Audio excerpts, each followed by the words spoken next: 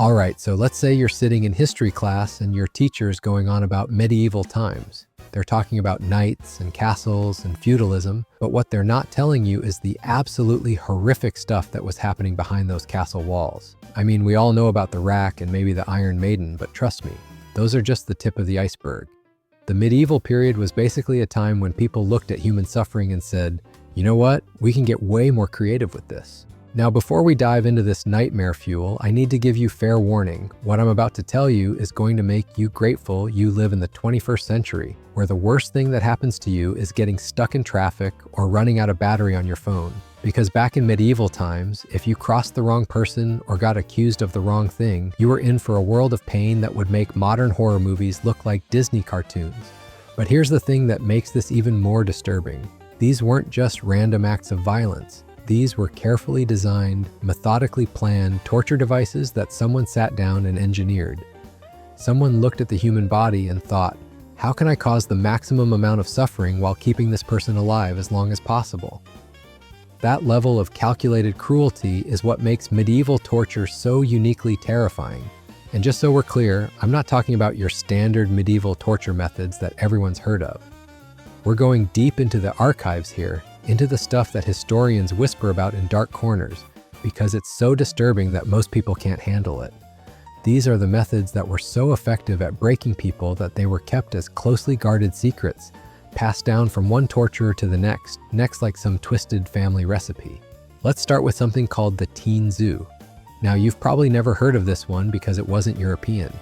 This little gem came from ancient China, but it was so effective that it spread throughout the medieval world like wildfire. The Tianzi was basically a set of sticks that were placed between the victim's fingers and then squeezed together. Sounds simple, right?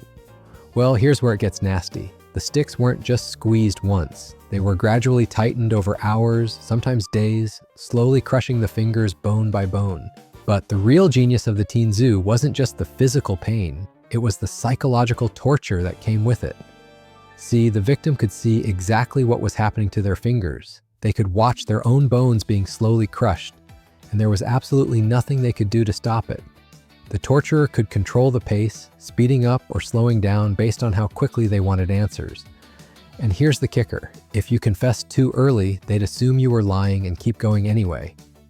Moving on to something even more disturbing, we have the brazen bull. This one comes from ancient Greece, but was enthusiastically adopted by medieval torturers who clearly had way too much time on their hands. Picture this, a life-size bronze bull that's completely hollow inside. The victim would be locked inside this metal beast, and then a fire would be lit underneath. As the metal heated up, the person inside would literally be cooked alive. But wait, it gets worse. The brazen bull was designed with a special acoustic system. The screams of the victim would be channeled through pipes in the bull's head, creating sounds that resembled the bellowing of an actual bull. So not only was this thing a horrific death trap, it was also a piece of twisted entertainment. Spectators would gather around to listen to what they thought were the sounds of an angry bull, not knowing they were actually hearing someone's final moments. The creator of the brazen bull was a guy named Perillus, and here's some poetic justice for you. The first person to be tested in his own invention was Perillus himself. Apparently, the king who commissioned it thought it would be fitting for the creator to be the first to experience his own masterpiece. I guess that's what you call getting a taste of your own medicine, literally. Now let's talk about something called the scavenger's daughter. This device was invented in the Tower of London during the reign of Henry VIII, and it was basically the opposite of the rack. While the rack stretched you apart, the scavenger's daughter compressed you into a ball. The victim would be forced into a crouching position and then locked into a metal frame that would gradually compress them tighter and tighter. The compression was so intense that it would force blood out through the victim's nose, ears, and fingertips. But here's what made it even more horrific. The device was designed so that the victim's own body weight would increase the pressure. The longer you were in there, the more your muscles would fatigue, causing you to sink deeper into the device and increase the compression.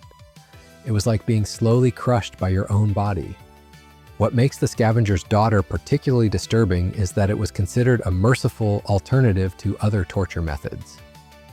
Can you imagine living in a time where being slowly compressed into a human ball was considered the gentle option? Then we have something called the coffin torture, which is exactly as pleasant as it sounds. the victim would be locked inside a coffin-shaped cage that was just barely big enough to hold a human body. These cages would then be hung in public places like town squares or outside city gates, leaving the person inside to slowly die of exposure, dehydration, and starvation. But the real psychological horror of coffin torture was that it was designed to be a public spectacle. People would come by to mock and taunt the victim, throwing rotten food or worse. Children would be brought to see what happened to people who broke the law. It was like a medieval version of reality television, except instead of voting someone off the island, you were voting someone into a slow, public death. The coffin torture could last for weeks, and the victim would be conscious for most of it. They'd watch their own body slowly waste away while being subjected to the constant humiliation of public ridicule. Some historians argue that this method was more about psychological destruction than physical punishment, designed to break a person's spirit completely before their body finally gave out. Here's something that'll really mess with your head: a torture method called the heretic's fork. This was a double-ended fork that would be secured under the victim's chin and against their chest with a leather strap around the neck. The fork had two sharp prongs on each end, so if the person's head dropped forward or back, they'd be pierced by the prongs. The victim would be forced to hold their head in an extremely uncomfortable position for hours or even days. They couldn't sleep, couldn't relax, couldn't even speak properly because any movement would result in the fork digging deeper into their flesh. It was like being forced to balance on a tightrope, except instead of falling, you'd just be slowly impaled. What made the heretic's fork particularly insidious was that it didn't require any active participation from the torturer. Once it was in place, gravity and human exhaustion did all the work. The torturer could literally walk away and come back hours later to find their victim in an even worse state. And if you think we're done with the creative cruelty, think again. Let's talk about something called the pear of anguish. No, this isn't some medieval fruit salad gone wrong. This device looked like a metal pear that could be inserted into various body cavities and then expanded using a screw mechanism. The metal segments would slowly spread apart inside the victim, causing internal damage. But here's what makes the pear of anguish particularly twisted. It came in different sizes depending on where it was going to be used. There was a smaller version for the mouth, designed to punish liars and blasphemers, a medium-sized one for women accused of adultery, and a larger version for men accused of homosexuality.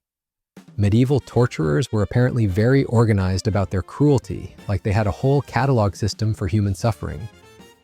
The psychological aspect of this torture was just as brutal as the physical. The victim would know exactly what was about to happen, and they'd have to lie there watching the torturer slowly turn the screw, knowing that each twist was making their situation exponentially worse. It was like being forced to watch your own destruction in slow motion. Now, if you thought that was bad, wait until you hear about the crocodile shears. These were basically giant scissors designed to look like a crocodile's mouth, complete with sharp teeth along the cutting edges. They were heated until they glowed red hot and then used to tear off pieces of the victim's body, bit by bit. The crocodile shears were particularly popular for punishing people who had attempted to assassinate royalty. The logic was that since they had tried to harm the king's body, their own body should suffer in return. Medieval justice was apparently very into the whole eye for an eye thing, except they took it to absolutely insane extremes. What made the crocodile shears especially horrifying was that they were designed to cause maximum pain while keeping the victim alive as long as possible. The torturer would start with small pieces, like fingers or toes, and gradually work their way up to larger body parts. The victim would be conscious for most of this process, watching their own body being systematically dismantled. Here's one that sounds like it came straight out of a horror movie: the breast ripper. This device was specifically designed to torture women, consisting of 4 metal claws that would be heated until they were red hot. The claws would then be used to tear apart the victim's breasts, either while they were still attached or after they had been removed from the body. The breast ripper was commonly used on women accused of adultery, abortion, or any other crime that medieval society deemed particularly offensive when committed by females. It wasn't just about punishment, it was about destroying the parts of a woman's body that were considered most essentially feminine. This wasn't just torture, it was systematic dehumanization. But wait, there's more. Let's talk about something called the chair of torture, which sounds innocent enough until you realize it was covered in spikes. Hundreds and hundreds of sharp metal points covered every surface of this chair, and the victim would be strapped down onto it. The spikes weren't long enough to cause immediate death, but they were perfectly positioned to pierce the skin and create constant, agonizing pain. The victim couldn't move without driving the spikes deeper into their flesh. They couldn't relax because relaxing would push them further down onto the spikes. It was like sitting on the world's most uncomfortable chair, except this chair was actively trying to kill you.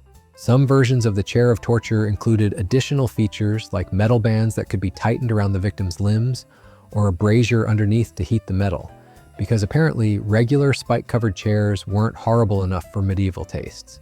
Then we have the Judas cradle, which might be the most diabolical device on this entire list. Picture a pyramid-shaped seat with a very sharp point at the top. The victim would be slowly lowered onto this point, which would gradually penetrate their body. The torturer could control the speed of descent, making the process last for hours or even days. The Judas cradle was designed so that the victim's own body weight would be their enemy. They couldn't lift themselves off the point, and any movement would only make their situation worse. It was like being slowly impaled by gravity itself. The psychological torture was just as intense as the physical pain, knowing that every second was bringing you closer to a horrific death. What makes all of these devices even more disturbing is that they required incredible skill to use effectively. Medieval torturers weren't just sadistic psychopaths. They were highly trained professionals who understood human anatomy better than most doctors of their time. They knew exactly how much pain they could inflict without killing their victim too quickly. These torturers had to balance keeping their victims alive long enough to extract information while causing enough pain to break their will completely. It was like being a really twisted scientist, except instead of curing diseases, you were perfecting the art of human suffering. And here's something that'll really blow your mind. Many of these torture devices were considered legal and legitimate tools of justice. They weren't hidden away in dark dungeons. They were displayed in public squares and courthouses.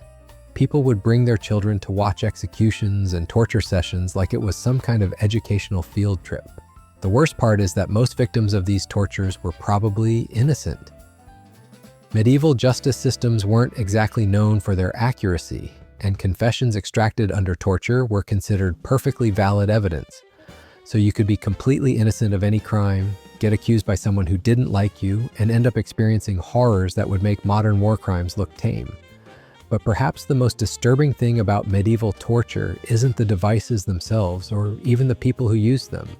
It's the fact that entire societies accepted this as normal. So there you have it, folks. We've taken a journey through some of the most disturbing chapters of human history, and honestly, I don't know how you made it through that without needing therapy. From the teen zoo crushing fingers bone by bone to the Judas cradle turning gravity into your worst enemy, these weren't just tools of punishment. They were monuments to human cruelty, designed by people who looked at suffering and decided to turn it into an art form. What really gets me is that this stuff actually happened. These weren't just scary stories or horror movie props. Real people sat down, drew up blueprints, and carefully crafted these instruments of torture like they were building furniture. And other people watched it happen, cheered it on, and brought their kids along for the show. The next time you're having a rough day because your Wi-Fi is slow or your coffee got cold, just remember that you're living in a time when the worst thing that usually happens to you is getting a parking ticket. We've come a long way from the days when being accused of stealing bread could land you on a spike-covered chair. So what do you think? Are there any medieval torture methods you've heard of that are even worse than these? Drop a comment below, but maybe keep it PG because YouTube's algorithm is scary enough without giving it nightmares. And if you somehow enjoyed this descent into historical horror, hit that subscribe button because clearly you have some interesting taste in content.